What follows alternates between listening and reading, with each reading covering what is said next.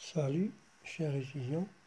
On va entamer quelques exercices concernant le cours, le deuxième cours de physique, troisième collège, les atomes et les ions. Bon, pour l'exercice 1, la première question, complétez les phrases suivantes. L'atome est constitué de qui sont des petites. Bon, l'atome est constitué des électrons.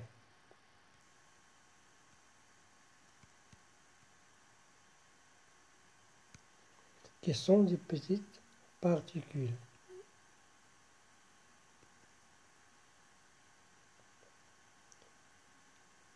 Qui tournent autour du noyau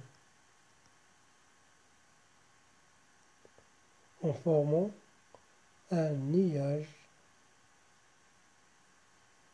إلكتروني. هنوضح لكم هذه الجملة. قالك هنا الذرة مكونة من إلكترونات هما دقائق صغرى تدور تدور حول النواة النويو، واش غيديرو غيكون لنا واحد السحابة إلكترونية. هذه كتسمى نياج إلكتروني، هي السحابة الإلكترونية. ندوزو السؤال الثاني. Chaque atome est caractérisé par un nombre Z.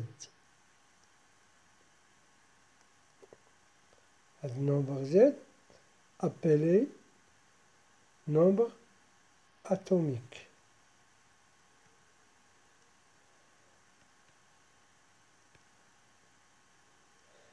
nombre atomique بالعربية هو العدد الذري. العدد الذري. Il indique aussi le nombre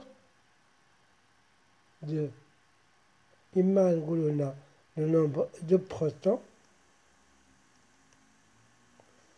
ou bien غنقولو le nombre de charges positives.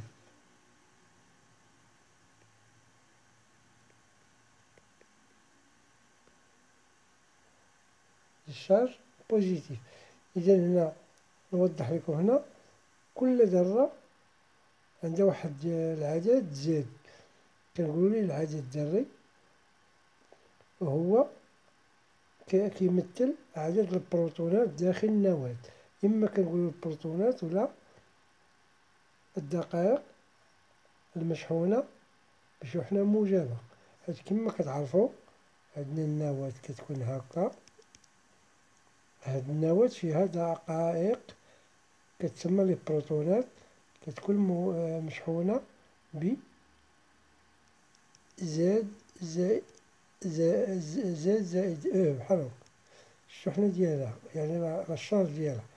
وأوتور ديكال هذا هو النويو. أوتور ديكال كاينة واحد السحابة إلكترونية.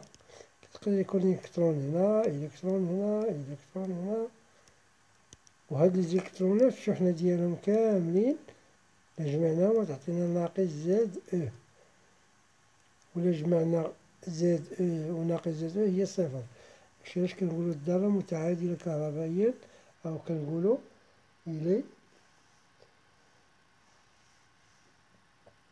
نوتر. ندوزو السؤال الثالث.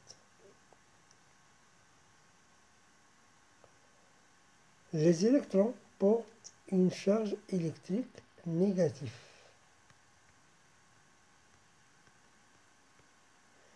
يعني هذوك الإلكترونات الشحنة ديالهم سالبة.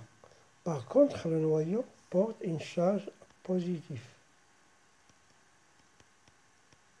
النواة عندها شحنة موجبة. Et la charge de l'atome est neutre. neutre اش كتعني؟ متعادلة. يعني نوتر يعني صفر، يعني ما عندهاش شحنة. يعني الأطوم الشحنة ديالها منعدمة. نقولو هنا منعدمة. علاش؟ كاغ إلي إلكتريكمون نوتر. شناهي هاد إلكتريكمون نوتر؟ متعادلة كهربائيا. إذن هذه هي العبارات اللي كنحاول نوضح لكم. نشوفوا السؤال الثاني. répondre par vrai ou faux. إذن بالنسبة للأولى نشوفوا هاد الأولى les électrons sont différents dans les atomes. faux. علاش؟ les électrons sont identiques. يعني إلا خدينا الإلكترونات كاملين راهم متشابهين، يعني الإلكترونات في أي ذرة راه بحال يعني ديما الإلكترونات راه متشابهة، يعني إيدونتيك ماشي ديفيرون. إذن هادي ماشي ديفيرون. نشوفو الآخر السؤال الثاني. الإلكترون a le même masse dans tous les atomes. فغي، يعني إلا شدينا الكتلة ديال كل إلكترون عندها لا ميم ماس، يعني كل إلكترون كنهضرو على إلكترون. الإلكترون يعني إلكترون واحد. نشوف السؤال الثاني الثالث. dans l'atome le nombre de charges des électrons est plus grand que le nombre de charges dans le noyau. هنا نقولو فوق. علاش؟ لأن في الأطوم اش قلنا إلا رجعنا لهاد السؤال، الأطوم إي نوتر أو منعدمة متعادلة كهربائيا. هنا كنا نقولو نيل ماشي نوتر، نيل نوتر غنديرو هنا إلكتريكمون. إذن هادي نيل منعدمة. إذن هنا منعدمة.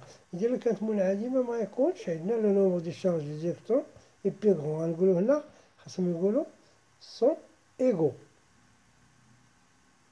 خاصهم يكونو إيغو بحال. الشحنة ديال الزيكترونات كتساوي الشحنة ديال النواة. نشوفو السؤال اللي تابعو. لو نويو بورت إن شارج نيجاتيف. لو نويو بورت إن شارج فو. يعني نقولو هنا فو. علاش؟ خاصو يكون بوزيتيف. النواة عندها شحنة موجبة. نشوفو هاد السؤال. لا شارج إلكتريك دي زيكترون إي بليس زد أو. فو. هاد بليس زد أو ديال من؟ ديال لو نويو. بالنسبة لا شارج إلكتريك دي زيكترون هي موان زد أو، العكس موان زد أو. نشوفو هذا. لو نويو إي لو ميم دون تو لي زاتوم. فو. علاش؟ لأن لو نويو بورت بليزيور بروتون. تقدر هاد لو نويو يقدر يكون مثلا فيه 6 لي بروتون مثلا بحال الكربون. الكربون عندو زاد تساوي 6. بالنسبة لهذا الكربون كاين عاوتاني بالنسبة للأكسجين زاد عندو 8. إذن الأكسجين، إذن النواة كتكون مختلفة، يعني تقدر تكون عندها كتلة كبر وعدد البروتونات متغير. إذا نشوفو هذا لي زيكترون كونتيان لا ماتيغ دو لاتوم. فوق. شكون اللي كيكون لينا لا ماتيغ دو لاتوم؟ هي النواة. هنا هي الكبيرة.